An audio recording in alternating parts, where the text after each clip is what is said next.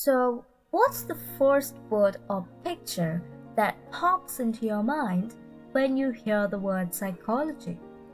If you said something like reading minds or hypnotizing people, sorry to disappoint, but that's not quite it. But if you imagined two people in a room, one in a lab coat, taking notes, talking about thoughts and feelings, or you thought of learning and understanding human behavior, congratulations, you're on the right track.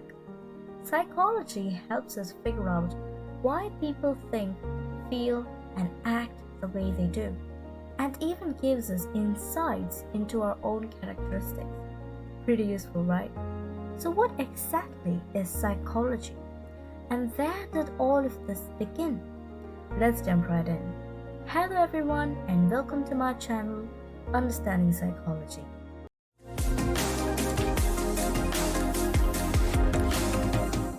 What exactly is psychology? The word psychology comes from two Greek roots, psyche, meaning soul or mind, and logos, meaning word or study. Today, psychology is defined as the scientific study of behavior and mental processes. But what does that really mean? It covers not just what people do, but also their thoughts, feelings, memories, reasoning, perception, and even the biological processes that keep the body running. Psychology includes research on things like learning and memory, hunger and sleep, child development, tension, and much more.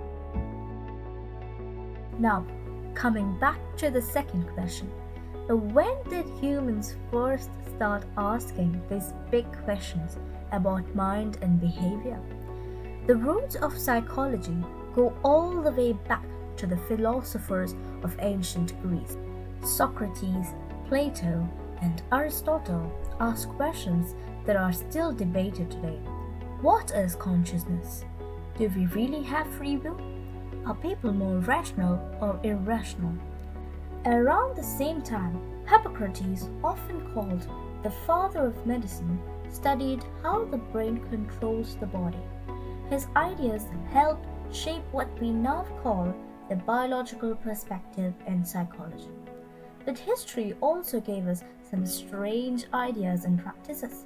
For example, about 7,000 years ago, people believed mental problems were caused by evil spirits.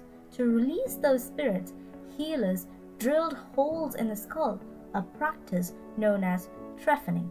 Yes, they really did that. In the 16,000s, philosopher René Descartes believed nerves were hollow tubes carrying animal spirits like water flowing through pipes.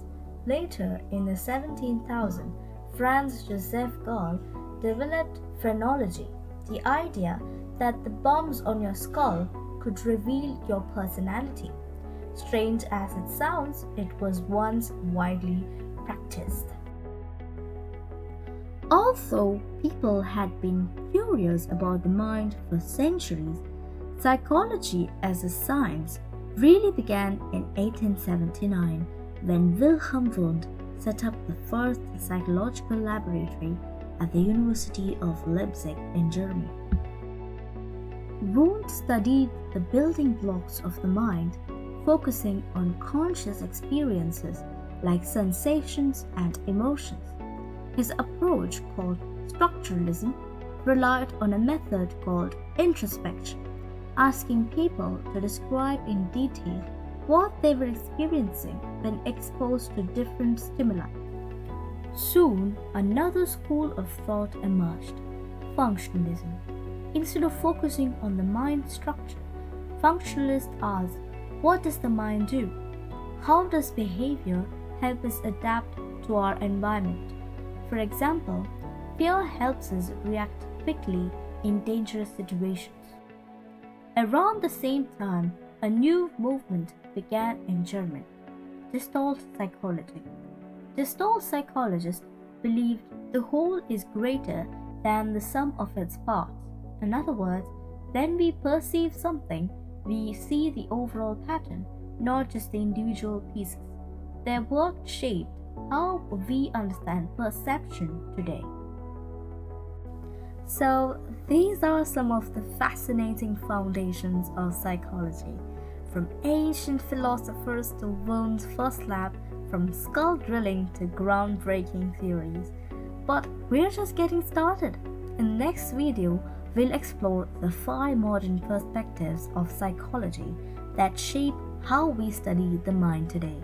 Stick around, hit subscribe, and join me for more engaging lessons in psychology. Thanks for watching and see you next time.